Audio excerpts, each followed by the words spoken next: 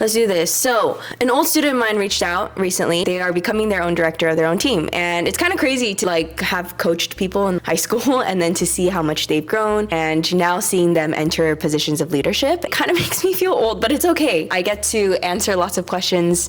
Anyway, all to say, my old student just sent me a bunch of questions regarding directing a team, what kinds of things to look for when it comes to set building, choreographing.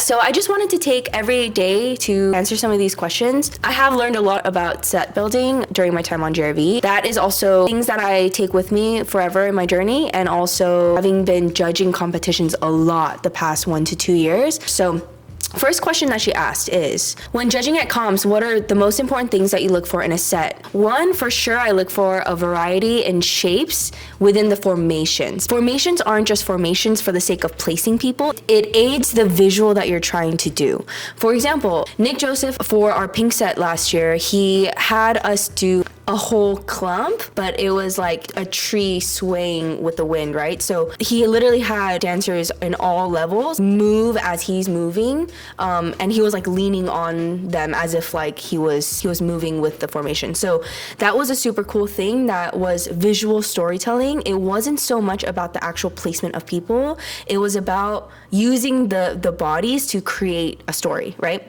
Having really smooth transitions are really important. On JRV, a lot of the times we make the formations prior to placing people within the formation. So we already know how this formation is going to go to the next. So we plan ahead who should be where in formation 1 for them to smoothly get to formation 2 without it being distracting or without it not making sense, right? You don't want people switching from stage left to stage right without it being intentional. Depending on the competition, if you're judging a HHI structured competition, a lot of the time it is going to be about technique, like how many styles are you portraying within the set. There is, for certain competitions, an actual requirement and a standard. So, sometimes you have to showcase 5 different styles. And so a lot of times they're like, squeezing in all these different styles within one set, which sure, technique and styles, a variety of styles is important, but as a judge, when I'm sitting there and I'm watching like 30, 50, 100 teams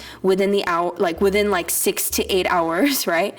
At the end of the day, if you're only focusing on the formula and the structure of a set, and you're not giving me any type of feeling, it gets boring. I'm sorry, but it gets boring. So what's more important than that? Feeling. Am I feeling something watching this? Are you emoting and embodying an emotion to me? And am I understanding what the set means to you? It sounds a little bit, abstract, but at the end of the day, like, and this goes into music selection too. I want to know that you have an inspiration behind and an intention behind the set. I don't want to just see like songs just chopped together and you guys just do cool choreography to it, because that can just be a video. Like that is a difference between a concert video and a set, is like you have to weave it all together. So that goes into music selection. Can you use a variety of songs? Yes. Can you use one song? Yes. As long as it's intentional and as long as it's dynamic, I think that's fine. And as long as you're intentionally utilizing the song the way it should be. But just don't chop 5 songs together and think that it's like good enough, because it's not going to be honest. So decide on a purpose, decide on a theme, decide on a story. It doesn't have to be a story all the time, but just decide on what your purpose and intention is, and it will read. What else is there? I mean, now this has to do with choreography more than it does with the set, but dynamics are so important. Like, moments are very important. That means that you can't just do one section and then move on to the next section. Like, it has to be that you have a build-up and then you have a moment that really stands out, like a climactic moment, and then you like bring that energy down so that the audience has time to breathe and has time to process what just happened. So there needs to be this flow of events. It can't just be like bam, bam, bam, like crazy choreography, or like slow the whole time. Like, you have to switch up the energy, you have to switch up the style, the story, right? And the pace. You have to switch up the pace so that I can breathe, right?